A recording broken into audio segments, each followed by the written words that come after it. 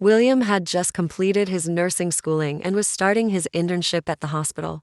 All interns were assigned to supervisors, and William prayed not to get a gloomy, strict one. His eyes widened when he saw his supervisor. The man was tall and pale, with silky black hair and a smile that brightened the entire place. The supervisor, Cale, walked towards William and asked for his name. William stuttered his name, and Cale put a hand on William's shoulder, saying, "Don't be nervous, I don't bite. We'll get along fine as long as you take your job seriously and do it right." William nodded hard, continuously, tongue-tied. Cale smirked, ruffled William's hair, and walked off. After, William was just sitting, not having anything job assigned to him, while his other intern colleagues were busy with tasks they had been assigned to by their supervisors. Feeling uncomfortable sitting idly, he went to Cale's office and awkwardly asked, "Is there anything you need me to do?" Cale replied, "No." William stood there, staring at Cale and rubbing his arm, not wanting to go back to being idle. Just then, Cale stood up and said, "I was just about to make some rounds. Follow me and observe very well. I'll be asking questions when you least expect it." William's face brightened with a smile, ready to follow his supervisor. Weeks passed, and William loved working with Cale. Cale was very nice to him and everyone else. Not once had William seen him angry. Even the patients loved Cale and always wanted him to be their attending doctor. One night, after all the interns working the day shift had left, William stayed behind because Cale hadn't left yet. He felt it wasn't right to leave while his supervisor was still there, so he decided to wait and leave when Cale did. While waiting, William fell asleep. After some time, he woke up and noticed that the light in Cale's office was still on. He checked his phone and saw it was almost midnight. William got up to check what Cale was doing that was keeping him at work so late, and help in case Cale needed any assistance. He knocked several times on the door but got no response. He slightly opened the door to peek inside, but it was empty. William fully entered the office and saw that Cale's bag and phone were still there. He decided to look around to find where Cale could be. He checked the washrooms, staff rooms, and even patient rooms, but Cale was nowhere to be found. While walking back, passing by the blood bank, William heard heavy breathing coming from inside. Curious and nervous, as he had heard stories about ghosts in hospitals at midnight, he slowly and slightly opened the door to peek through. The sight that met him was more horrifying than seeing a ghost. He saw Cale, looking paler than he is, his eyes now red and his fangs long and sharp, drinking blood from a blood pouch as if he had been thirsty for years, his entire mouth covered in blood. William gasped in shock and, with trembling hands, tried to close the door without being noticed. As he was doing so, his eyes met Cale's. Terrified, he quickly turned to run, but Cale had already appeared in front of him. William shut his eyes tightly, rubbing his hands together and pleading, "I promise I didn't see anything." Cale moved closer to William and raised his chin with his finger. William slowly opened his eyes to meet Cale's grim face and bloodshot eyes piercing into his. Cale asked with a grin, his voice deeper than William had ever heard, "Did you really see nothing?" William couldn't deny he had seen something, as Cale was standing right in front of him, looking like a monster with blood all over his mouth. With a shaky voice, William stuttered, "I won't tell anyone. Not even a fly, I promise." Cale moved his mouth close to William's neck, and William clenched his fists, shaking in fear, thinking he was going to get bitten. But Cale just whispered in a low, deep, raspy voice, "If you tell anyone, I'll be drinking from your neck next." After that, he ruffled William's hair and went back inside. William wanted to run immediately, but his legs gave out, and he collapsed to the floor. He hadn't even noticed how fast his heart was racing and how sweaty his palm had become. He gathered himself and bolted from there, heading straight home after quickly packing his stuff. The other nurses on night shift looked at him, wondering what was wrong.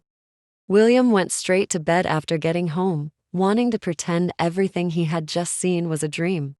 The next morning, William lay flat on his bed, staring at the ceiling and debating whether to go to work. He couldn't go back to working with Cale, but quitting wasn't also an option since he had already taken his month's salary in advance to pay rent, so he had to at least complete the month's job. With no other choice, He got up to get ready. Remembering Kale's threat about drinking blood from his neck, William shivered and decided to wear a turtleneck shirt to work, even though it wasn't appropriate attire. William carefully entered the hospital, nervously scanning around. He made it to his seat and sat down. Usually, he would go to Kale's office to ask if there were any tasks for him or to ask questions about things he didn't quite understand, but this time he just sat, not caring about being the only idle person. While sitting, deeply thinking of ways to completely avoid Kale until the month ended, William heard a knock on his desk, startling him. He looked up to see Kale in front of him and almost fell off his chair, but Kale caught him before he could hit the ground. Kale looked normal, but William couldn't get the image of him from last night out of his head. With his usual sweet smile, Kale asked, "You came in late today, and you didn't come see me like you usually do." William started shaking and stuttering. Kale then cut in, "It's okay. I have a lot of rounds to make today, and I need assistance. Come with me," and started walking off. William sat in his chair, not wanting to leave. Kale turned back and asked, "Are you coming?" William nodded and instantly got up. As William followed Kale, he wondered if Kale had gotten amnesia, acting like nothing had happened the previous night.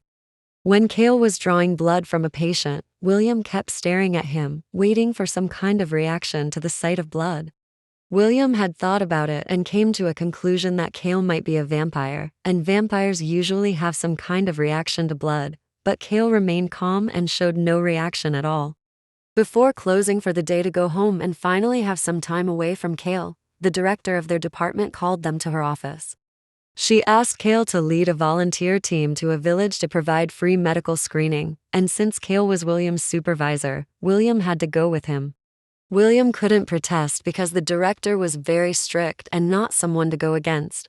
He felt like sinking to the floor at that moment. Why was this happening to him? They were given 2 days off work to prepare for the trip, which meant 2 days away from Kale, but it didn't mean anything. He would still have to spend time with Kale after those 2 days. The 2 days passed like the speed of light, and William looked resigned, wearing his turtleneck shirt. Not only did he have to spend a week with Kale in a remote village, but they might even have to share a room. When William arrived at the spot where the bus would pick them up, he realized he was the last to arrive. Every seat on the bus was filled except the one next to Kale. Did everyone avoid sitting with Kale? Or did Kale purposely leave that spot for him? That thought ran through William's mind. He took out a scarf from his tote bag and wrapped it around his neck as he walked over to sit next to Kale. As he sat down, Kale remarked, "You know it's summer, right? You don't really need that," pointing to William's scarf. William gave a nervous laugh and replied, "It's part of my outfit. You know, fashion." Kale nodded as he said, "Fashion. You do look good." William mumbled a quiet thank you. Kale then asked William to let him know if he needed anything, and then rested his head against the window, closing his eyes with his arms folded. William breathed a big sigh of relief. After some time on the bus, William looked around and saw that everyone was asleep. He was also feeling sleepy, but couldn't risk sleeping next to Kale, who wanted his neck. He sat there, trying hard not to shut his eyes, but eventually gave in, thinking Kale probably wouldn't do anything to him with so many people around. Kale's eyes turned red, his fingernails longer and sharper as he held William's neck and turned his head aggressively. His fangs pierced right into William's neck. Suddenly, William's eyes shot open as he gasped for air. He realized it was just a dream. He turned to look in Kale's direction, but his face directly met Kale's, who had been staring at him the entire time. Startled, William almost fell off his seat, but Kale caught him just in time and remarked, "You don't really get along with seats, do you?" William, stuttering and barely audible, asked, "Why were you so close?" Kale replied, "I was thinking whether to wake you or not. We're already here." William looked around and realized it was just them on the bus. Everyone else had gotten off, and it was dark outside. It seemed he had slept for quite some time. William quickly got up, grabbed his bags, and got off the bus. Dinner was already waiting for the group, offered by the village head and his wife. William sat far from Kale, but kept glancing at him, wondering if vampires ate normal food and got full like humans, because Kale ate and even finished his plate. When it came time to assign rooms, there were only 2 available. The volunteers offered one room to Cale and William, since they would be doing most of the work and needed a big and comfortable space to rest, while everyone else shared the other room. William, not wanting to sleep in a room alone with Cale, immediately told the volunteers there was no need, but they insisted. Cale didn't say anything, just smirked the whole time. The volunteers left for their room, and Cale and William were to go to theirs as well. William made an excuse that he was going to take a walk to digest his food, and quickly left. Cale carried William's bags along with his own as he headed to their room. William wandered in the dark, not knowing where he was going. He tried searching about vampires on his phone, but there was no service, no matter where he walked. He gave up and sat by a riverbank he came across, throwing stones into the water and watching the sky filled with lots of stars, which is rare to see back in the big city. Lost in thought, William didn't realize how fast time flew. When he checked his phone, he saw it was past midnight. As he stood up to return to his room with Cale and accept his fate, he heard movements from a nearby bush, accompanied by aggressive breathing. The image of Cale from that night flashed before his eyes. He immediately fled from there. William went to the room to check if Cale was there, and really, Cale was soundly sleeping on the bed. William settled by a desk in the room and eventually fell asleep. The next morning, he woke up in the bed, with Cale nowhere to be seen. He got up, took a bath, and dressed. When he went outside, the medical screening had already begun, with lots of people, young and old, lined up. William couldn't ignore his job and had no choice but to stay beside Cale and assist. As usual, Cale was very nice to everyone, with a sweet smile on his face the entire time. During their break time, William decided to tempt Cale with his neck to see his reaction. From watching many movies, he had learned that vampires are attracted to necks and feel a strong urge to bite. He pulled his collar down, turning his neck and facing it towards Cale. Cale stared at William for a while, then asked, "What are you doing?" William, embarrassed, quickly put his collar back up and replied, "Nothing." 2 days passed, and William noticed Cale played a lot with the kids. He wondered if Cale only liked to prey on kids, since he hadn't shown any reaction to him. Unable to hold back his curiosity any longer, William decided to question Cale when they were back in their room. He approached Cale and blurted out, "Do you eat kids?" Cale, surprised by the question, laughed and asked, "Why would I eat kids?" William replied innocently, "Because you are a vampire." Cale responded, "Yes, I am a vampire, but vampires don't eat kids, or humans in general." William then asked, "But you drink human blood?" Cale replied, "Well, that's true." William, holding his neck, asked, "So are you really going to drink blood from my neck? Will I then also turn into a vampire?" Cale laughed and replied, "I was just pulling your legs. I didn't know you'd be this scared. I'm sorry. Also, I don't drink blood directly from humans, unless—" William asked nervously, "Unless what?" Cale then said, "Never mind. Just know I don't drink blood directly from humans."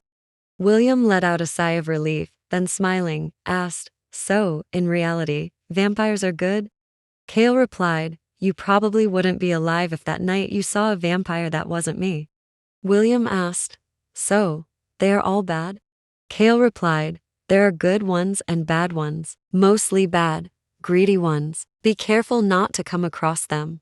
William shivered, then asked, "So, what's your real age? Are you like 1,000 years old?" Cale replied with a nonchalant expression, "I'm 30. William replied, "Oh, so you're like a baby in the vampire world? Are you immortal?" Cale replied, "I haven't tried dying yet, so I'm not sure, but I think I am." William then asked, curiously excited, "Doesn't the sun affect you? I thought vampires hated sunlight." Cale replied, "We have evolved. The sun no longer affects us." William asked again, "So, what superpowers do you have?" Cale responded, "Okay, enough. That's a lot of questions." William quickly asked, "Okay, last question. How do I know someone is a vampire?" Cale replied, "The day you know will be your last day on Earth. Now go to sleep." William climbed into bed. He was no longer scared of sleeping in the same bed as Cale. Instead, he was excited. During the rest of the trip, William was relaxed and comfortable. His love for working with Cale returned. A week had passed, and everyone had returned to the big city. William bombarded Cale with questions about vampires every chance he got, and Cale always answered them. William looked forward to going to work every day. He and Cale grew closer, having a relationship more than just supervisor and intern.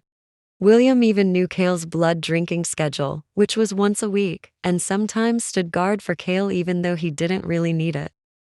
One day, a new doctor named Owen was transferred to William's hospital. After his introduction, Owen went straight to Cale's office. Curious to know the relationship between them, William let his curiosity get the best of him and headed to Cale's office, pretending he needed something. He entered without knocking and saw Owen sitting on Cale's desk while Cale stood in front of him. William thought he had walked in on something he wasn't supposed to see and quickly excused himself to leave, but Owen stopped him. Owen got down and walked toward William, a grin forming on his face. He was about to touch William, but Cale immediately said, "Don't touch him." Owen then said, "Well, now I want to touch him even more because you don't want me to." Owen moved his face very close to William's, examining it, then smirked, saying, "You are cute. Exactly my type." William stood there confused, not knowing what was going on. Cale walked up to them, pulled Owen back by his collar, and took William's hand, leading him out of the office. As they walked out, William asked who Owen was. Cale replied, "Someone not really important." William asked if he was dating Owen, and Cale immediately replied, "No," with a small hint of disgust. William asked why Cale didn't want Owen to touch him. Cale thought for a while, then replied, "Because I'm jealous and I don't want other people touching what belongs to me. Also, he's a big jerk." William was shocked by Cale's response. Why was he jealous, and since when was Cale possessive of him? Cale asked William to ignore Owen whenever he tried to talk to him, then went back to his office. Owen was actually Cale's distant cousin and a very big playboy. He loved to toy with human feelings, acting as if he is really into them, only to discard them after getting into their pants, whether they were guys or girls. Cale didn't want him to have anything to do with William. He cherished his little intern. Owen was also a vampire, but Cale didn't want William to know that. If William knew, then Owen would also know because he could sense when humans were aware of vampires. Owen had a big mouth and would definitely tell their family, who would come after William not to necessarily hurt him physically but to just torment him for fun. It was best if William didn't know of any more vampires. Whenever Owen tried to get close to William, Cale would pull him away. Owen asked Cale if he liked William. Cale knew that even if he said he did, it wouldn't make Owen leave William alone, so he just replied, "That's not your business." Cale then added, "Why did you even transfer to this place? You know I hate seeing your face." Owen replied, "It's just a temporary transfer, but I'm thinking of making it permanent. I'm really having fun here." Cale sighed, rolled his eyes, and walked away. William had been thinking about what Cale said and had also noticed his recent behavior of being overprotective of him against Owen. William began to wonder if Cale, a vampire, liked him. He also wondered what dating a vampire would be like. One day, Cale received his weekly meal blood which he would be drinking that night as it was time to feed. Ideally, he is to feed every day, but that would mean either hurting humans by drinking directly from them or taking blood from the hospital's blood bank. He has some vampire friends that supply him with blood from donors, which he keeps in the blood bank. It is mostly hard to get donors to donate blood. He doesn't take blood from the hospital's actual blood bank because there are always emergency situations where blood is needed, and taking the blood might put someone's life at risk. Cale only fed once a week and preserved his energy to last that long, which meant not using any of his super abilities so he wouldn't get hungry. That night, an emergency occurred in which a patient urgently needed blood. Unfortunately, there was no blood at the blood bank that matched the patient's type or any blood at all. Fortunately, the blood Cale had just received matched the patient's type. He decided to give it up to save the patient's life, placing it in the blood bank to make it appear it was already there for the doctors to use. He called his blood suppliers, but unfortunately, there were no more supplies available. The patient's life was saved, but Cale began to grow weak and desperately needed to feed. He could only endure for a day. After that, he couldn't hold on anymore. William noticed changes in Cale. He saw Cale's eyes momentarily flash red and noticed he looked like he was about to bite a patient while drawing blood. Cale tried to control himself and immediately left for his office. After he was done, William tried to follow him, but Cale shouted at him to stay away. This was the first time Cale had raised his voice at him. Cale left to go home, and William sat worried, wondering what was wrong with him. After his shift, he decided to visit Cale at home to confirm if he was okay.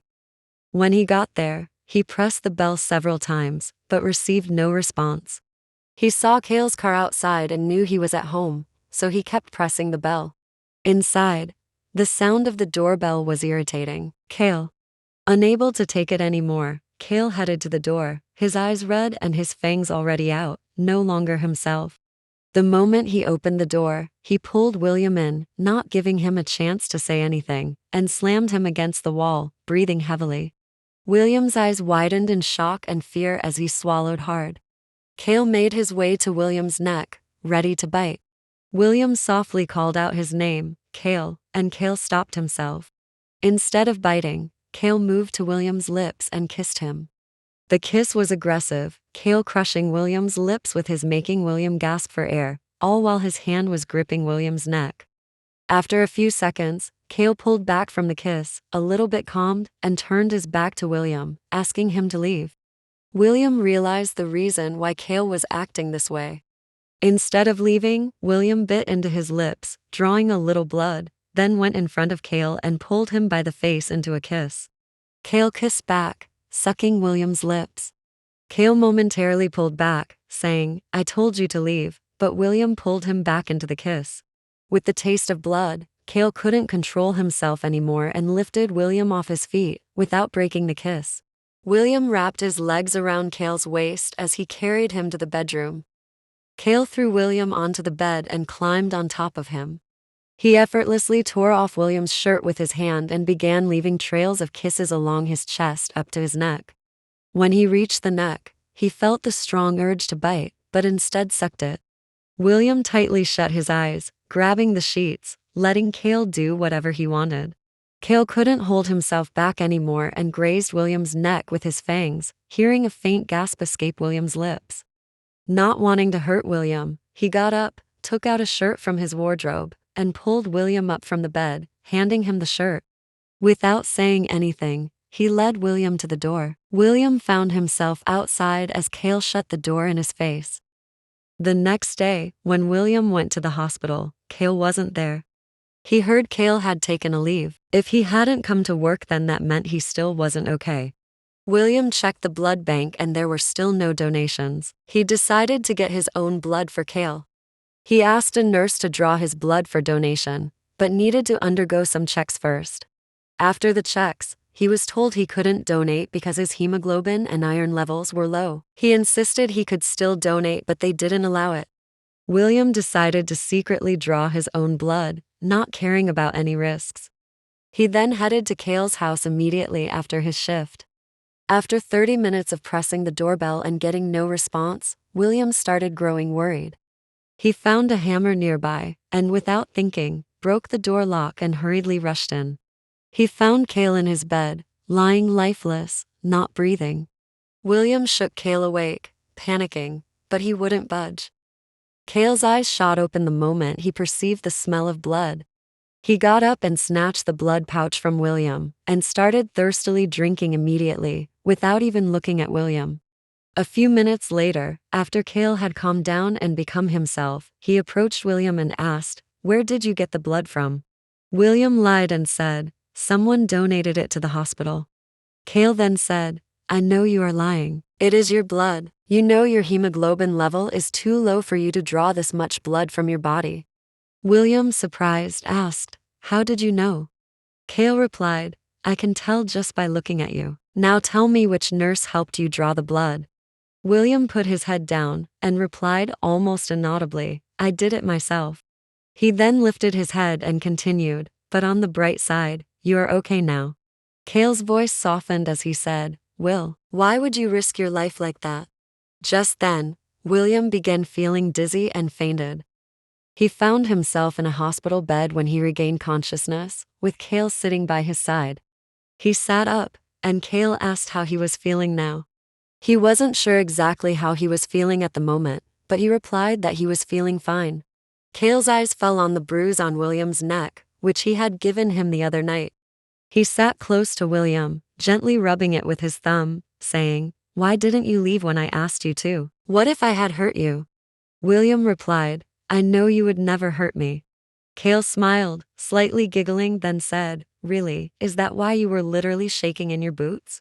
William instantly defended himself. "I wasn't shaking. I was just a little bit surprised at the moment." Cale then replied, "Okay, if you say so." He then turned serious, his eyes and voice softening. "I'm sorry for trying to hurt you. It won't happen again, I promise." At that moment, William felt his heart racing, but this time it wasn't out of fear. He impulsively pecked Cale's lips, and Cale looked at him, surprised. William pretended to have a headache and laid in the bed, covering his entire body with the sheets, biting his nails, and smiling shyly. Cale found himself smiling too, as he left the room. The next day, Owen went to Cale and asked if William knew he was a vampire. Cale denied, and Owen said, "I saw him secretly drawing blood from himself. He was doing it for you, wasn't he?" Cale replied, "I don't know what you are talking about." Owen then said, as if he was leaving, "If you won't tell me, then I'll ask Cutie Will himself." Cale immediately stopped him and admitted, "Okay, fine. He knows, but don't go around telling anyone, especially our family." Owen smirked evilly and instantly disappeared. Cale sighed, frustrated, knowing the entire vampire community was going to hear about it. After work, Cale offered to drive William home. William was excited, thinking Cale was making a move on him. Cale dropped William off at his gate and waited there for a while as William went in. When William reached his door, two girls, who looked like twins and probably teenagers, blocked William at his door with angry faces. Their eyes turned red, and their fangs were out as they pinned the startled and scared William to the wall, licking their lips, aiming at his neck. They both made their way to each side of William's neck, ready to bite, and just then, Cale appeared and pulled the girls back by their ponytails, saying, "I knew this would happen." William let out a big breath, and Cale turned to the twins asking, "Why are you here?" The girls replied, "We just wanted to have some fun. Big Mouth Owen told us you found a human boyfriend, and he knows you're a vampire, so we wanted to pay him a friendly visit." William quietly asked Cale who they were, and Cale introduced them as his younger sisters, Summer and Autumn. The girls waved hi with sweet, bright smiles and assured William they were just joking. Earlier, William smiled back, saying, "It's okay." Summer said to Cale, "He is really cute. We didn't know you were into the cute type." Autumn added, "Yeah, Mom and Dad will love him." Cale then said, "Talking about Mom and Dad, tell them not to come close to him like they are planning to. In fact, tell the entire family to stay away from him, or I'll spray everyone's house with garlic." The girls teased, "Whoa, our brother is in love." Cale said, "Shut up," and pulled them by their ponytails toward his car. Before leaving, he said to William, "Sorry about them. You can go in now. Good night." William went inside and laid flat on his bed. All he could think about was Cale not denying when his sisters called him his boyfriend. He hugged his pillow, silently squealing and smiling, burying his face in the pillow. In the following days, William and Cale seemed shy around each other. They would steal glances and stare whenever they were close. Cale began driving William home every day after work, using his family as an excuse, even though his family wouldn't bother William for the time being because he had already warned them. One night, after Cale had driven William home and reached his gate, William tried to take his bag from the back seat, and at the same time, Cale also reached for William's bag. Their faces met, and they both froze. Cale glanced at William's lips and asked in a low, deep voice, "Can I kiss you?" William was surprised and exclaimed, "Huh?" Cale moved his face back, saying, "I probably shouldn't." William was internally shouting, "You can," but maintained a straight face. He took his time getting his bag in case Cale changed his mind. As he got his bag and opened the car door, William said, "I'm leaving." Cale nodded and said, "Good night." William stepped one leg out and said, I'm really leaving. Cale nodded again and waved. William looked disappointed as he got out and closed the door. Before Cale could drive away, he noticed William had left his phone in the car. He quickly got out and went after William, who was slowly walking towards his house, knowing Cale would come after him because he had intentionally left the phone in the car. Cale stopped William, holding out the phone, saying, "You forgot your phone."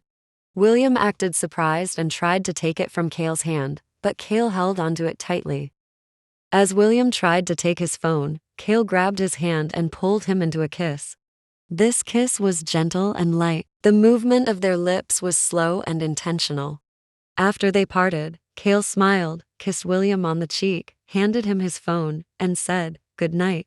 William also said, "Good night," trying to hold in a smile as he watched Cale walk back to his car and drive away. Once inside his house, William let out the smile he had been holding in, screaming internally from excitement. William graduated from being an intern to a real nurse, which meant Cale was no longer his supervisor. All the supervisors gave their interns a gift as they graduated, but Cale didn't get William one. Cale looked at William with a guilty face as William watched the others receive gifts. William followed Cale to his office and locked the door because Owen liked to barge in every time both of them were in the office. Cale immediately said, "I didn't know I was supposed to get you a gift. I'll get you one tomorrow." William then said, "Well, there's something that I really want from you." Cale replied, "That's great. I'll get it for you no matter what it is. Just mention it." William then said, "Even if it is wanting you to be my boyfriend?" Cale stood there taken aback, his eyes widened. William continued, "You don't have to answer now," and just then Cale pulled him close by the waist. Cale asked with a hint of a smile, "Are you sure you want me as a boyfriend?" William nodded. Cale continued, "Even if I have a crazy family full of vampires?" William nodded again. Cale then asked, "Even if I'll sometimes want to bite your neck and suck your blood?"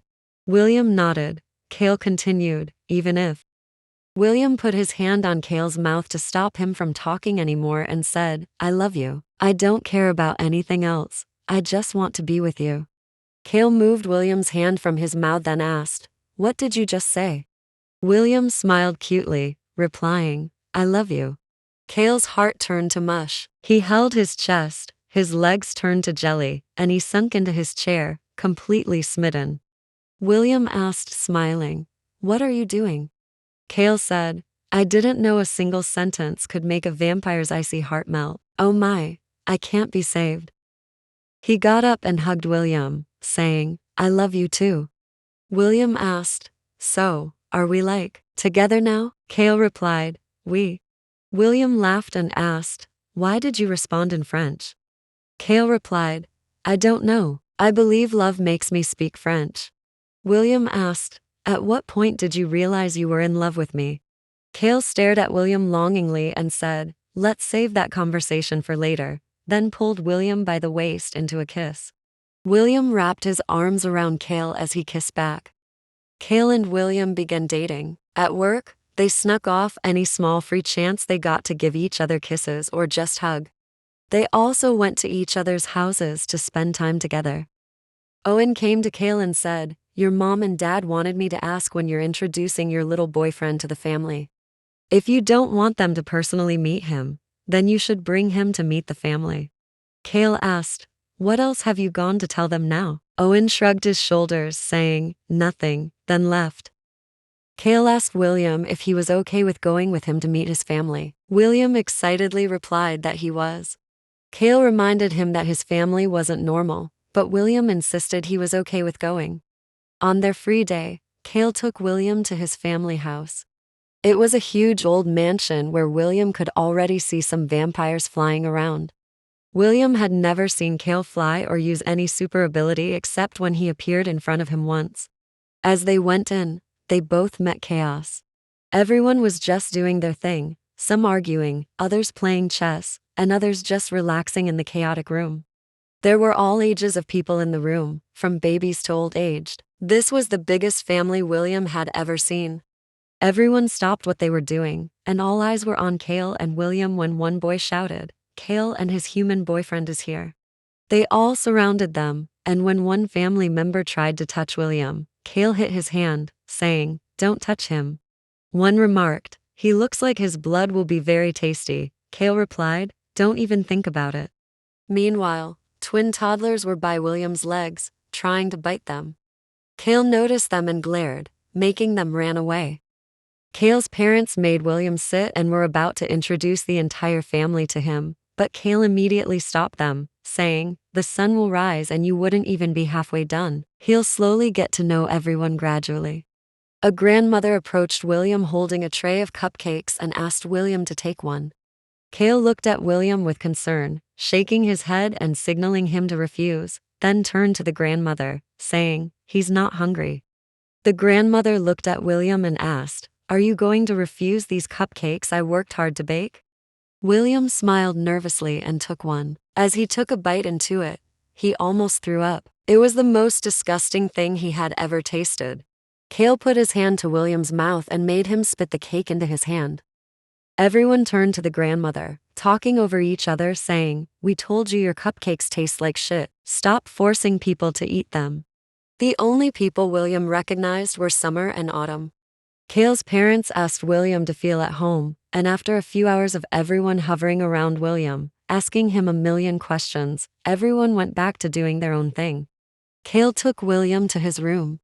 Cale asked, "So, what do you think about my family?" William replied, "I think they are really interesting and funny." William then added, "I just realized that I'll grow old and wrinkly and you'll still look 16, which is not fair." Cale replied, "I'll still be head over heels for you even if you look old and wrinkly." William asked, "Can you turn me into a vampire like you?" Cale replied, "You don't want to do that, trust me." William asked, "Why?" But just then, Cale kissed his lips and said, "I wanted to do that earlier." William smiled and also kissed Cale, saying, "Me too." William gradually got used to Cale's family, and Cale also met William's parents. The two enjoyed each other's company every day, always making sure the other knew just how much they were loved.